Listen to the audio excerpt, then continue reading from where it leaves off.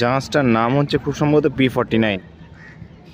একটা আলাদাই একটা ফিলিংস দিচ্ছে। দেখো, প্রথমেই আছে যুধিষ্ঠির, তারপরে আছে ভীম।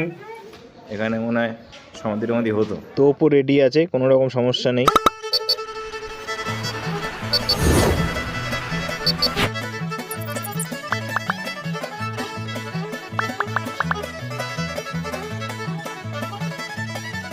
রাতভর গাড়ি জার্নি করে শেষমেশ পৌঁছবো এইবার ভেড়াবলের উদ্দেশ্যে, যেখানে আছে বাবা সোমনাথের মন্দির।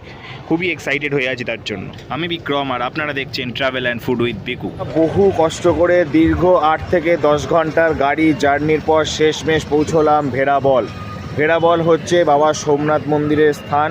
এইখান থেকে আমাদের সোমনাথ মন্দির যেতে লাগবে 7 কিলোমিটার, যেখান থেকে লোকাল অটো পেয়ে যাবেন। যদি আপনি রানিং ওঠেন তাহলে 20 থেকে 30 টাকা নেবে, কিন্তু আপনি যদি এক জায়গা থেকে রিজার্ভ করে নেন সবার জন্য, একটা অটো পড়বে 150 থেকে 200 টাকার মধ্যে।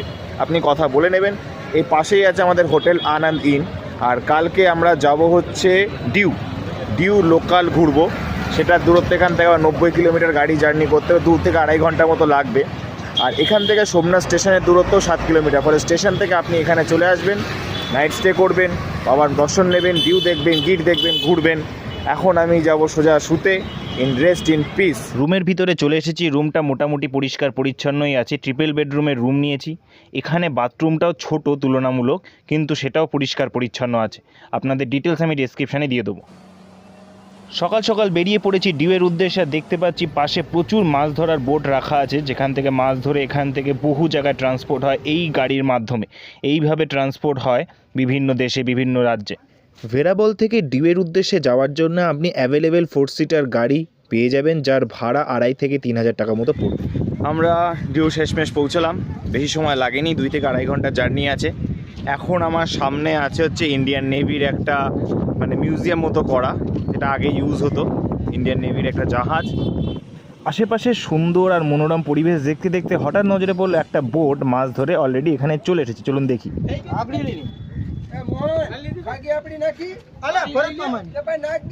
ये मछली क्या रात को पकड़े हो? मछली रात को पकड़ते हो, सुबह यहाँ से लेके जाते हो। অ্যাডাল্টের জন্য 100 টাকা, বাচ্চাদের জন্য 50 টাকা, 5 থেকে 15 বছরের বাচ্চা। এই যুদ্ধ জাহাজের ঠিক পাশেই আছে টিকিট কাউন্টার, যেখান থেকে এবার টিকিট কেটে আমরা রওনা দেবো জাহাজের উদ্দেশ্যে।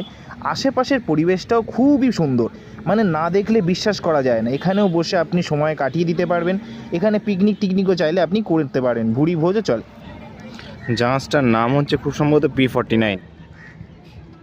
এগুলো বেস্ট শিপ, 2020 থেকে 21-এর বেস্ট শিপের। জাহাজে প্রবেশ করার সাথে সাথেই একজন এক্স মার্চেন্টকে দেখলাম, যিনি আমাদের ওয়েলকাম করার জন্য ওয়েট করে আছেন। সেখানে আমাদের রাস্তা দেখিয়ে দিচ্ছেন কীভাবে আমরা জার্নি শুরু করব।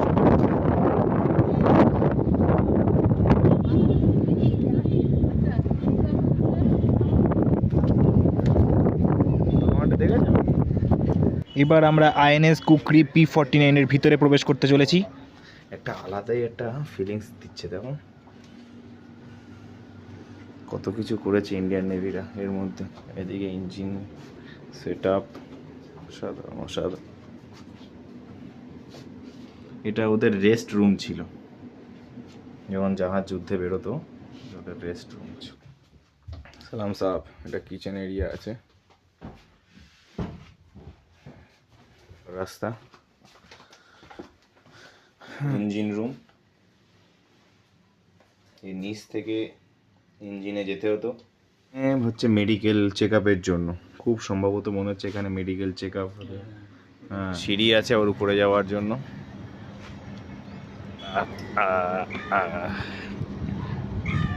এখানে একটা হেলিপ্যাডও করা আছে, যেখানে হেলিকপ্টার এসে ল্যান্ড করবে। দেখে বড়ই লাগলো জায়গাটা, এক্সপেক্ট ছিল না।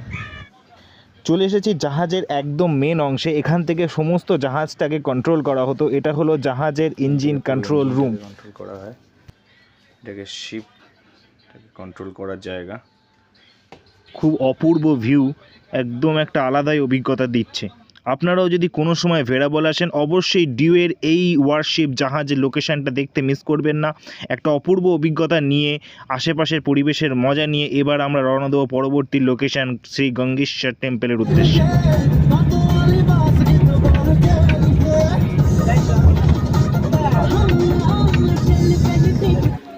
একটা হিস্টোরিক্যাল প্লেস।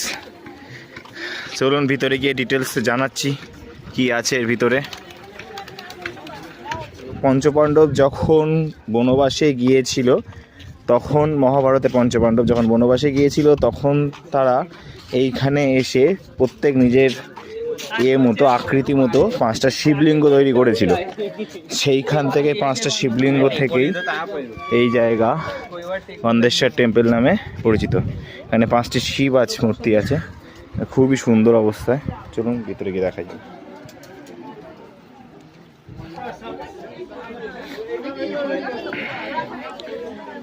গন্ধেশ্বর মন্দিরে এখানে প্রবেশ করেছি, এখানে লাইন পড়েছে দেখুন।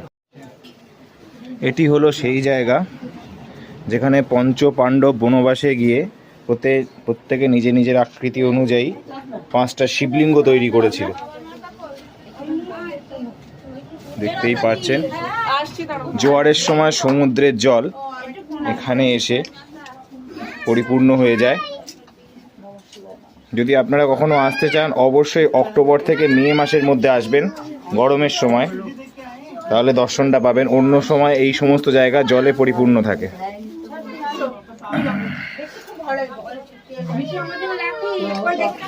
5 পাণ্ডব বনবাসে এসে 5টা শিবলিঙ্গ তৈরি করেছিল আকার অনুযায়ী। প্রথমেই আছে যুধিষ্ঠির, তারপরে আছে ভীম, তারপরে অর্জুন, তারপরে নকুল, শেষে আছে সহদেব।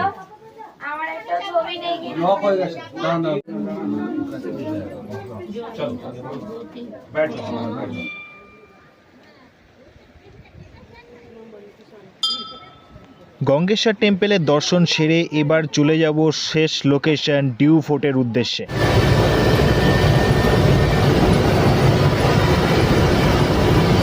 চলে এসেছি আমরা ডিউ ফোর্টের ঠিক সামনে। এবার আমরা ডিউ ফোর্টের ভিতরে প্রবেশ করব, আর এখান থেকে শুনেছি গাড়ি ভাড়া করে সমস্ত ফোর্টটা ঘুরে দেখা হয়। দুর্গের মেন গেট থেকে ঢুকেই এই টিকিট কাউন্টার পেয়ে যাবেন। বিশেষ কিছু কাউন্টার না, সামনেই বসে আছেন কাকা যিনি টিকিট দিচ্ছেন। 50 টাকা পার হেড টিকিট প্রাইস। আর টোটোটা 7 সিটার আছে, তুলনামূলক অনেকটাই বড়। এই দেখতেই পাচ্ছেন, এই টোটো করে এখন সমস্ত দুর্গ আমরা ঘুরে আবার এখানেই নামিয়ে যাচ্ছি। 1535 সালে পর্তুগালবাসী দ্বারা নির্মিত এই বিশালকায় দুর্গ আরব সাগর তীরে অবস্থিত। সেই সময় মুঘল, রাজপুত ও গুজরাট শাসনের হাত থেকে রক্ষার জন্য বানানো হয়েছিল এটি। পরবর্তী সময়ে গুজরাটে হওয়া ভূমিকম্পও এর একটুও ক্ষতি সাধন করতে পারেনি, এতটাই শক্তিশালী এটি। একটা রাজা রাজা ফিলিংস আসছে।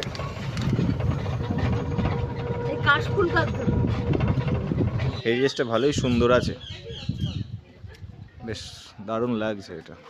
দেখুন যে দা মমি, এখানে মনে হয় সমাধি হতো। তোপও রেডি আছে, কোনো রকম সমস্যা নেই, চারিদিকে তোপ আছে। শোনা গেছে তানহাজি মুভির যে শুটিং হয়েছিল সেটা এই লোকেশনেই হয়েছিল। বহু পুরাতন এই দুর্গের একদম সর্বোচ্চ উঁচুতে ওঠার পরে সমস্ত আশেপাশের দৃশ্যটা এত সুন্দর লাগে, একবার এসে অবশ্যই ঘুরে যাবেন। আজকের মতো ভিডিওটা তাহলে এখানেই শেষ করলাম। ডিউ আসলে অবশ্যই এই সমস্ত লোকেশন থেকে একবার ঘুরে যাবেন। কালকে রওনা দেবো গিরের বিখ্যাত সিংহের মুখে। ভিডিওটি ভালো লেগে থাকলে লাইক করুন, চ্যানেলটিকে সাবস্ক্রাইব করুন এবং অবশ্যই বেল আইকনটা প্রেস করবেন। কোনো রকম ইনকোয়ারির জন্য কমেন্ট করুন। Thank you, take care.